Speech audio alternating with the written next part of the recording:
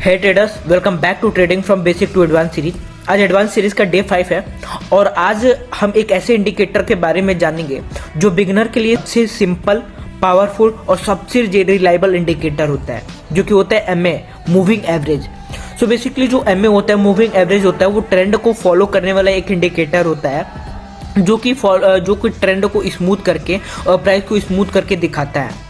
So basically there are two type of MA होते हैं। सबसे पहला जो होता है वो एसएमए होता है और सेकंड जो होता है वो ईएमए होता है। एसएमए का मतलब होता है सिंपल मूविंग एवरेज और ईएमए का मतलब होता है एक्सपोनेंशियल मूविंग एवरेज। तो जो एसएमए होता है वो पिछले एन टाइम पीरियड का जो चार्ट होता है उसको लेकर के बनता है, और जो ईएमए का यूज करते हैं, ईएमए बेसिकली यूज किया जाता है, वो शॉर्ट टर्म ट्रेडर उसको यूज करते हैं और ये फास्ट फॉरवर्ड मार्केट के लिए ज्यादातर यूज किया जाता है। सो अगर एसएमए की बात किया जाए तो एसएमए में बेसिकली तीन जो एसएमए होता है, 20 एसएमए, 50 एसएमए और 200 एसएमए, इसको यूज किया जाता है। 20 एसएमए को यूज करते हैं शॉर्ट टर्म ट्रेंड के लिए, 50 एसएमए को यूज करते हैं मिड टर्म ट्रेंड के लिए, और जो 200 ईएमए होता है उसको यूज करते हैं लॉन्ग टर्म ट्रेंड के लिए।